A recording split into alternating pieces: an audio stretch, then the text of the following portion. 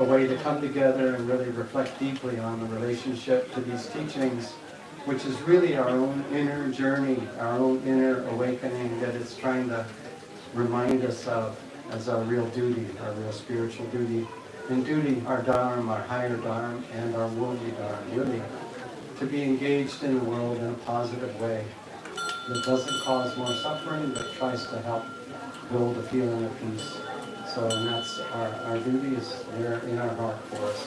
So it is beautiful, production you saw today with all those performers really, I think, gives you a sense of that, a feeling of that.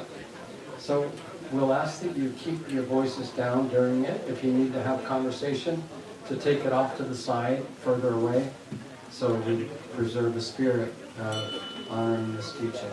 So this evening, one of our center residents here, Alan, will be reading, and this is the first of 9, as I said. Thank you. Jai Sitaram.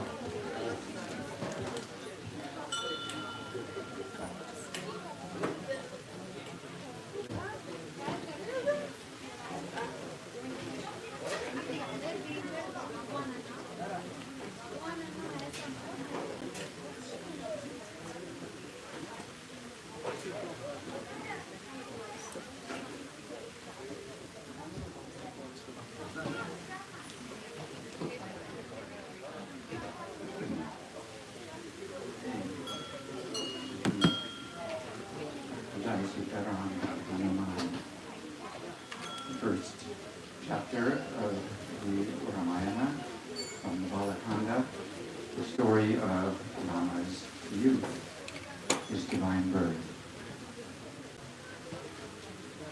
There was once a prosperous kingdom called Koshala on the banks of the river Sarali. At its heart lay the vast and fabulous city of Ayodhya, laid out in broad avenues with exquisite gardens and cool mango groves. Its streets were thronged with foreign princes and beautiful women. Its marketplaces were always full to overflowing, and poverty and crime were unheard of. The scholars of Ayodhya were deeply learned in the Vedic wisdom, and it had many palaces and 7-story buildings. All was surrounded by a deep moat, defended by powerful warriors, expert in the mystic arts of Vedic archery, and was impregnable to invaders. Emperor Dasharatha, the ruler of Koshala, was a great and powerful hero, descended from the mighty Ikshvaku race. He was devoted to truth and much beloved by the people of Koshala. He was advised by learned sages, headed by the famous Vasishta, and assisted by 8 ministers, chief of whom was Sumantra. These men were wise, good-natured, and truthful, and acted only for the benefit of the whole population. The emperor was an expert statesman with many allies. Under his astute rule, Ayodhya became so wealthy that it vied with the wealth of Indra, the king of heaven. However, despite all his wealth, the emperor was not happy because he did not have a child. He had ruled for thousands of years and had grown tired, but still he had no heir. One day, he decided to take action. He would stage the ultimate royal ceremony called Ashvamedha, or the horse sacrifice. Such a ritual could be undertaken only by a king of unsurpassed power. But if done according to the Vedic codes, with the proper Sanskrit invocations, it could produce magical results and fulfill any desire. To be sure of success, it was necessary to have an exalted priest in charge of the sacrifice. So the emperor sent for Rishyasringa, a fabled youth who, it was foretold, had been destined especially for this task. Elaborate preparations began. The most important part of the sacrifice was the horse himself. This could be no ordinary horse, but was to be the most beautiful and noble stallion the emperor possessed. At the conclusion of the ritual, the horse would lose his life, but in so doing would be reborn into the heavenly kingdom. While the ground was prepared for the great sacrifice, the horse was released to roam freely, accompanied by a royal guard, and wherever he went, he received tribute. After 1 year had passed, he was brought back, and a huge assembly gathered in tents and pavilions outside the city. In that assembly were kings and queens, princes and princesses, and nobles from far-off lands, all of whom brought costly gifts. For 3 days, mystic hymns were chanted, and 18 sacred fires burned. At each step in the proceedings, mantras were chanted with the proper pronunciation and melodies. These mantras, chanted by the exalted Avishya Shringa, summoned the gods themselves from heaven to witness the sacrifice. Unseen by the ordinary people, the gods gathered at the sacrifice around the venerable Lord Rama, creator of the universe, and spoke to him urgently. The demon king Ravana is terrorizing us all. Because of the boons you gave him, he has become invincible and is threatening to overthrow Indra, the king of heaven. Already he has stolen Kuvera's Aryo chariot and has killed many amongst us. Yet he seems to gain more strength each day. Please find a way to rid us of him. I did grant Ravana invincibility from the attack of any kind, a god or heavenly being, confirmed Brahma. But at the same time, he made no mention of human beings who we thought insignificant. Therefore, only a human being can kill him. The gods were delighted to learn this secret and considered how to act upon it. While they were deep in thought, the mighty Lord Vishnu appeared in their midst and took his seat next to Brahma. He was dressed in yellow and shone like the sun, radiating peace and tranquility. O Lord of the universe, petition the gods, please save us from Ravana by entering the world of humans as the 4 sons of the noble Emperor Dasharatha. In those human forms, you can challenge Ravana, who takes pleasure in killing the innocent and terrorizing the whole universe. Please put an end to him. Have no fear, said Vishnu. As Rama, I will fight in human form with the terrible Ravana and kill him and his entire race. I will then rule on earth for 11,000 years to reestablish peace and prosperity. Saying this, Vishnu, ever ready to serve his devotees, thought of Ayodhya as his home, and Dasharatha as his father, and vanished from the sight of the gods. Emperor Dasharatha and his attendants, unaware of what had taken place on the higher plane, brought the horse to be sacrificed according to the ancient rite, by which it was awarded a new life. When all this was completed, a brilliant red-robed figure of awesome size, but who had gentle features, appeared from the sacrificial fire. Cradled in his arms was a golden bowl with a silver lid. I am a messenger of Vishnu, who has come to congratulate Emperor Dasharatha on the success of his sacrifice. In this bowl is magical food. When the emperor feeds it to his queens, they will bear him 4 sons according to his wish. The wonderful figure gave the bowl to the emperor and melted back into the fire. Dasharatha hurried off to his queens in their private apartments. He gave half the bowl's contents to Queen Kausalya, his first wife, a third of what remained to Kaikeyi, the youngest, and the rest to Sumitra, his middle wife.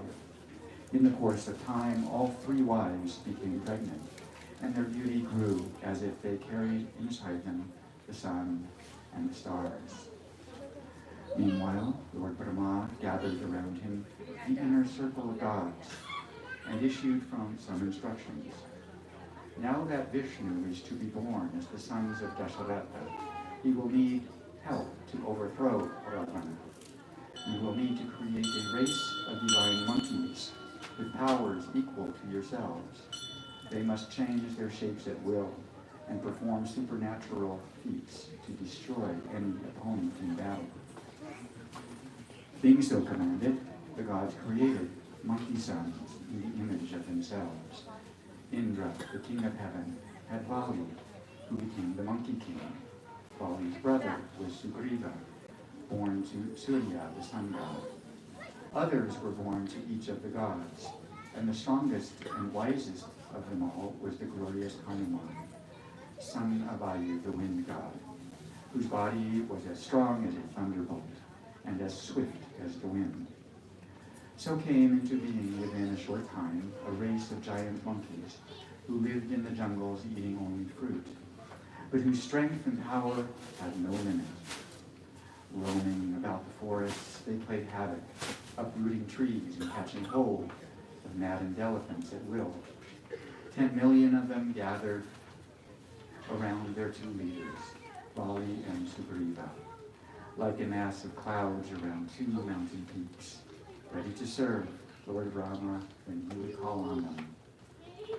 In the spring of the following year, on the 9th day of the new moon of Chaitra, the planets were exalted in the heavens.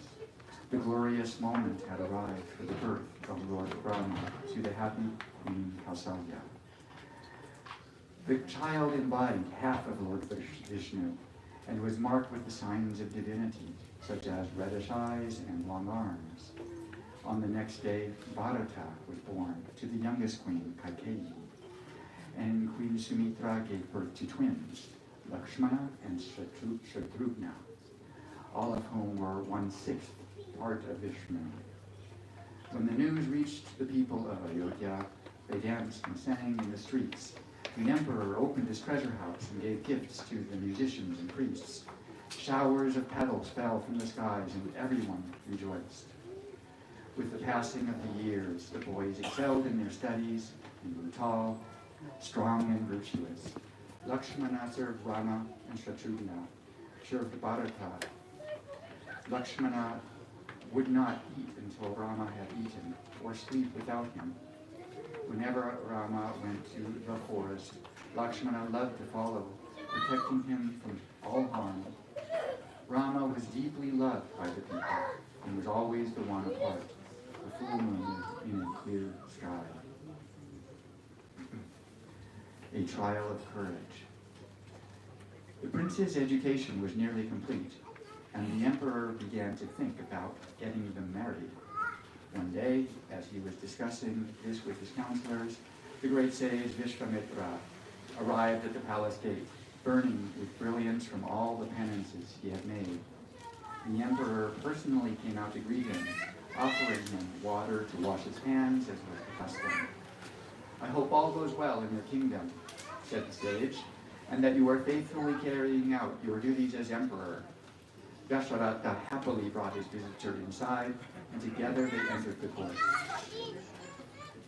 "Your arrival is like rain on a parched land, or sunrise after a long night. Today my life is complete. Please tell me how I may serve you. Whatever you ask will be done."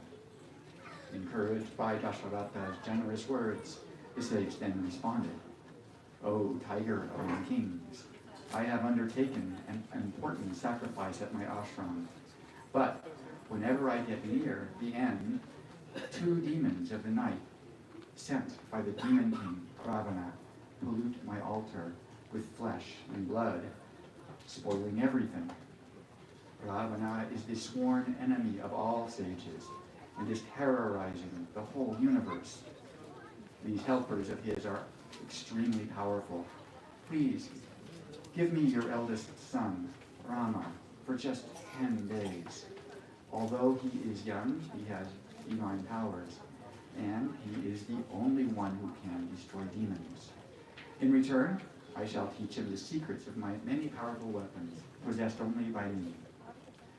When the emperor heard Vishwamitra's request, he became very distressed. He said, "My beloved Rama is only 16 and has not finished his education. He is no match for such treacherous demons. Even I cannot face the might of Ravana. Nevertheless, take me instead. I will personally stand guard over your sacrifice with my army.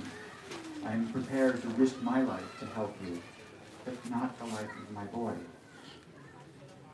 These words fell on the sage's ears like oil on fire, and he began to tremble with rage, so that the very ground shook beneath his feet. Vasishta, the emperor's personal advisor, quickly stepped forward. "Do not refuse his request, my lord, or his anger will destroy us all. There is no need to worry about Rama's safety. Vishwamitra, who knows the secrets of mystic combat, will protect him. This is a rare opportunity for the princes to learn the secrets of warfare that he alone knows. His coming is a blessing." Hearing these words, the emperor relented. He called for Rama and Lakshmana and blessed them forth, handing them over to Vishwamitra, instructing them to look upon the sage as their father and do whatever he asked. Satisfied, Vishwamitra turned and left the two boys behind him. As they walked out of the court, a cool breeze blew, flowers fell from the heavens, and celestial drums sounded. Before long, they had left the city of Ayodhya far behind. Vishwamitra led the way, following the course of the river Sarayu. They walked quickly, the princes carrying their bows and quivers full of arrows. After some time, they came to a sheltered spot where they halted at the water's edge. Before going any further, I want to initiate you, both with the mantras to protect you from hunger and thirst, and give you unlimited strength, said Vishwamitra. Armed with these mantras, you will be invincible even when you are asleep. He told them to sip water from the river and repeat after him the mantras called Bala and Atibala, which they soon learned by heart. When he had received his mantra, Rama began to glow like the autumn sun. They stayed there for the night, sleeping on the bare ground. The royal princes had never slept anywhere but in the safety and comfort of their beds. But, soothed by Vishwamitra's words, they drifted peacefully to sleep beneath the glittering stars. Before dawn, Vishwamitra woke the two boys and made them bathe and perform morning meditation in honor of the sun god. After eating a meal of fruits and berries, they set off again, marching west. All day they walked until they reached the confluence of the Sarayu and the mighty Ganges. Here, on the headland between the two rivers, lived a colony of forest sages. Through psychic vision, they had long been aware of the stranger's approach. They honored the great Vishwamitra with respectful words and made the travelers comfortable for the night in simple dwellings. Hearing of their purpose to rid the region of the terrors of Ravana's demons, they wished them Godspeed, and the following morning helped them cross the swift-flowing waters of the Ganges.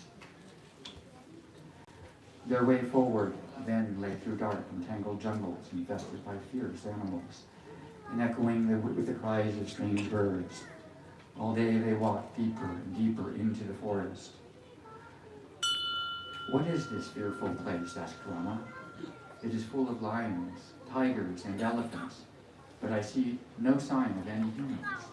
It feels as if there is something terrible here that has frightened them away." "This was once a fertile and prosperous land," Vishwamitra told them, "but it has fallen under the sway of the man-eating demons. Tataka, who is the mother of the demons, who are troubling my sacrifice. She has the strength of 1,000 elephants, and no one can withstand her. Vishwamitra then revealed that he had brought them to this place to test them against the demons, Tataka. She is female, he said, and not to be harmed, but it is your duty to protect the innocent from her. You have no alternative but to kill her. That is my order. You are now my guru, and I have sworn to obey your orders, replied Rama. I will do as you asked. As they talked, they reached a clearing in the trees. Rama halted and raised his bow.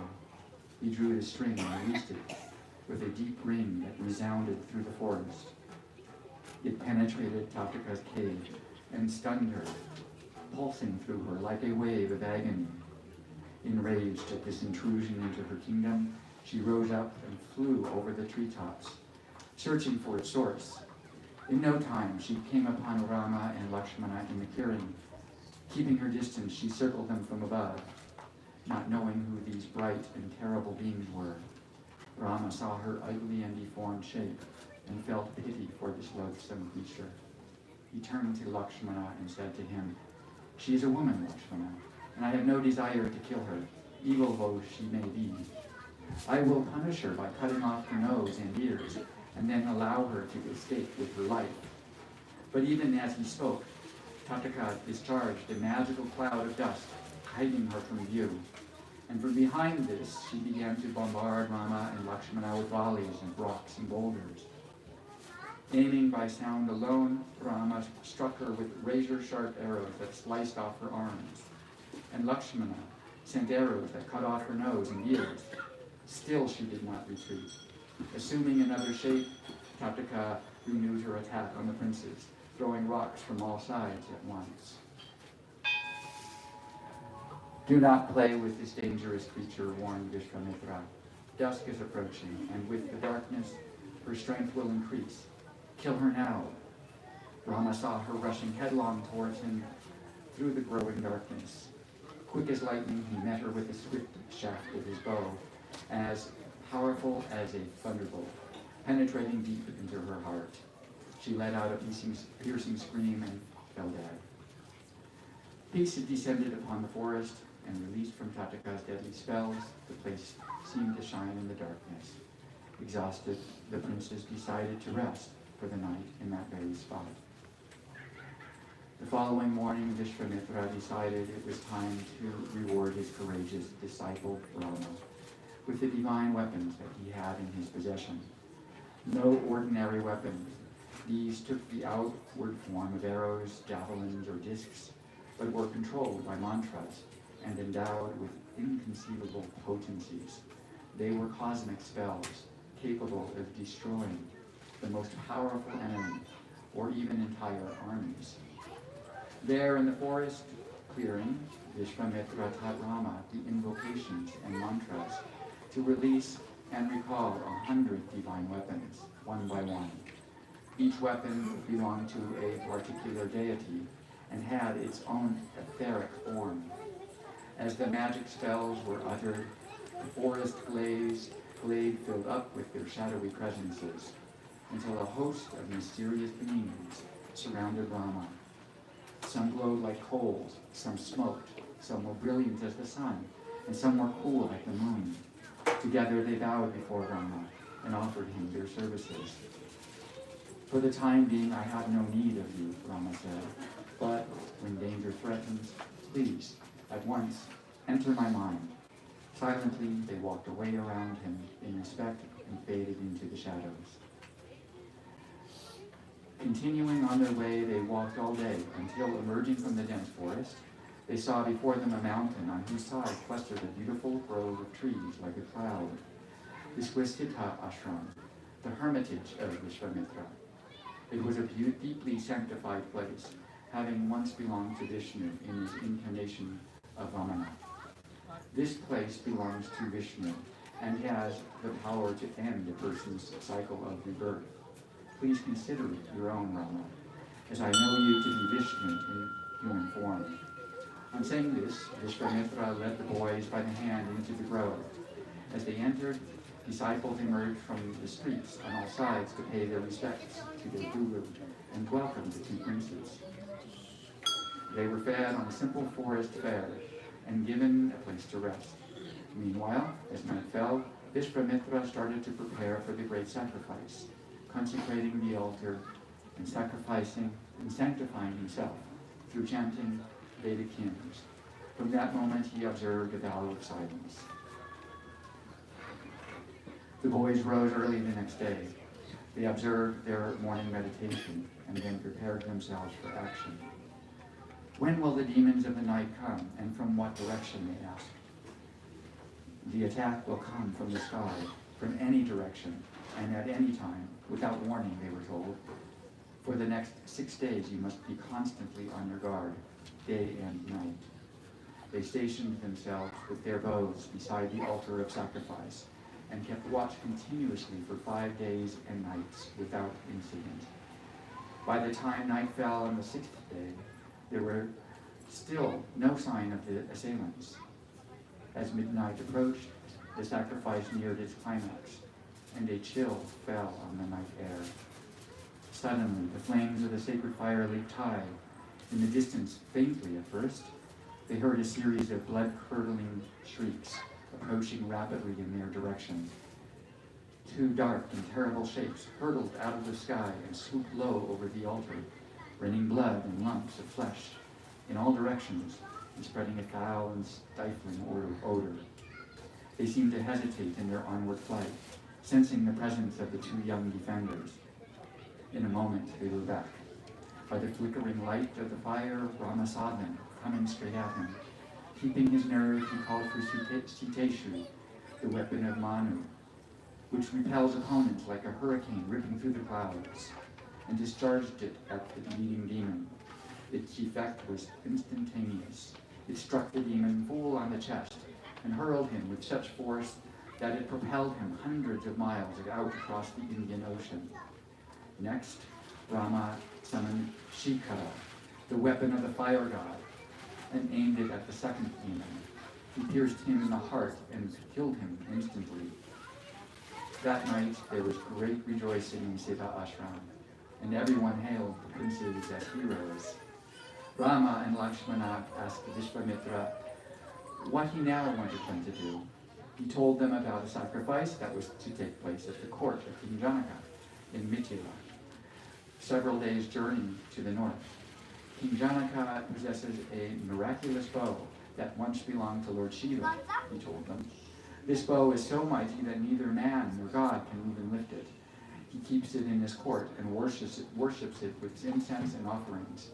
I am to assist the great sacrifice that Janaka is organizing.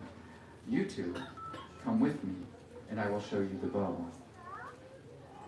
Next morning, they set out with their guru, accompanied by a host of his followers. As they journeyed along the bank of the Ganges, he told them many stories from the history of those parts. Each evening, they sat up late into the night, listening to him with fascination. One night, he narrated the sacred history of the descent of the Ganges. He told them how she was born as Ganga, daughter of the Himalayas, how she was taken up to heaven as the celestial Milky Way, how she was brought to earth by the penances of King Bhagirath and cut in Lord Shiva's hair, how she thundered through the mountain ravines on her way to the plains, how she washed away sins, and finally, how she entered the underworld. As Vishwamitra spoke, the night deepened. Come, the forest is wrapped in silence and the trees are still. The moon is rising and spreading its soothing rays. The firmament is thick with stars like jeweled eyes. Birds and beasts are buried in slumber, while nocturnal creatures and demons roam the darkness. Half the night is past, and we have far to go. Let us sleep.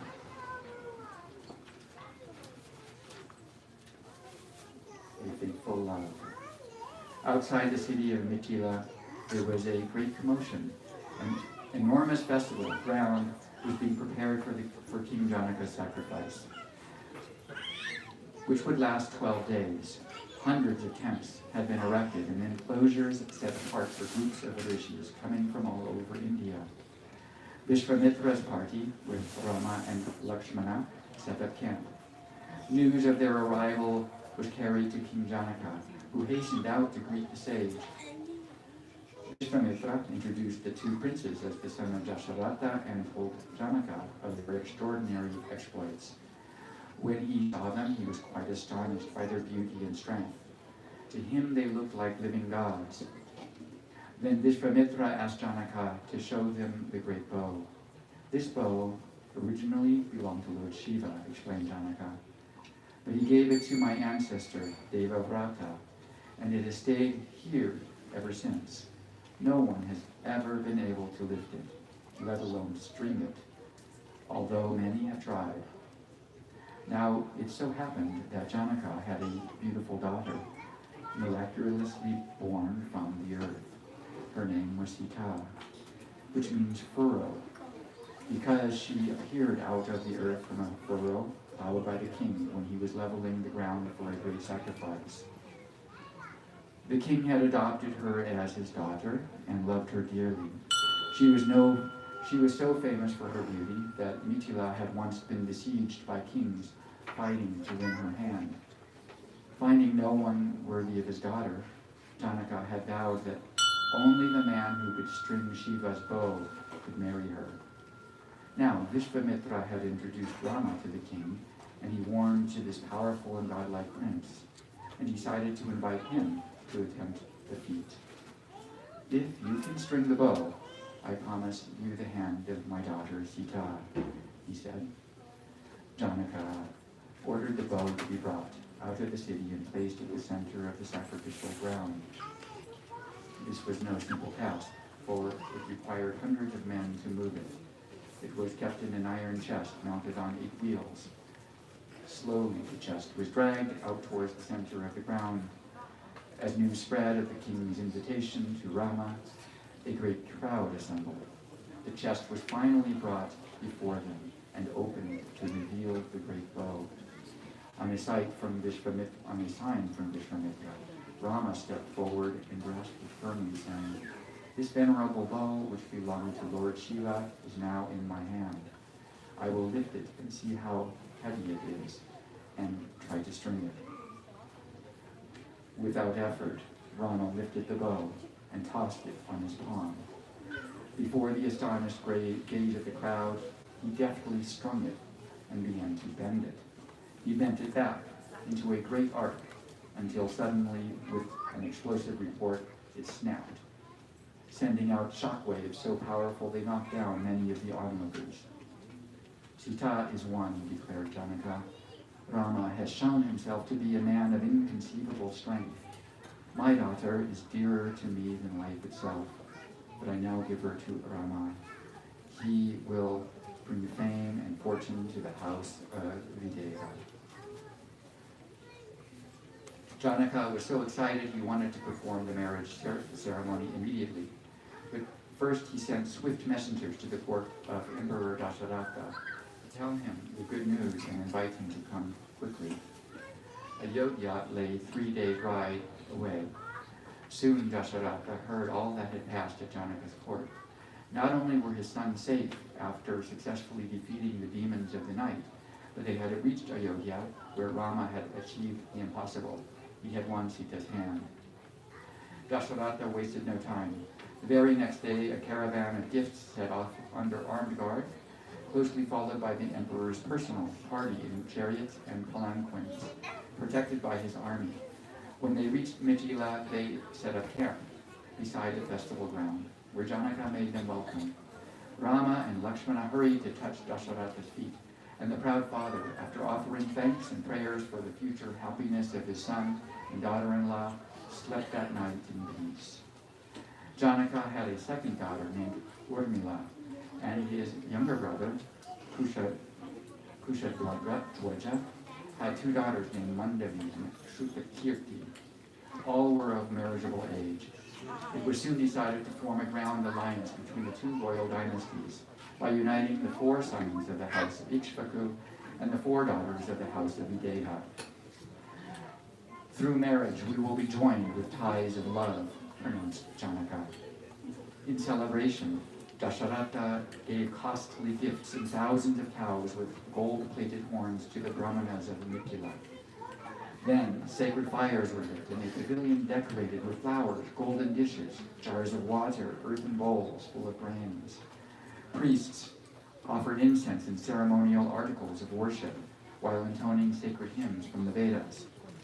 Sita, dazzlingly beautiful and decorated with priceless jewels, was escorted by her father into the pavilion to take her seat next to Rama.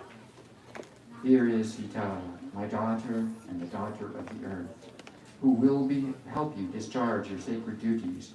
Take her hand in yours, Rama. She will ever be devoted to you, and you alone will follow you like a shadow. Announced Janaka, Rama took Sita's hand. Celestial drums echoed in the sky, and flower petals rained down from the heavens.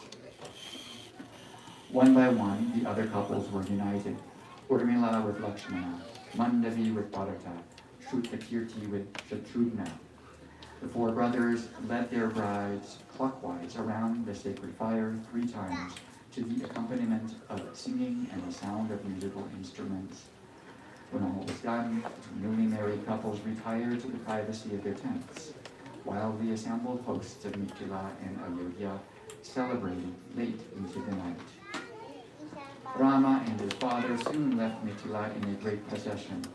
Laden with gifts of dowry, Vishwamitra departed for the Himalayas, his task complete.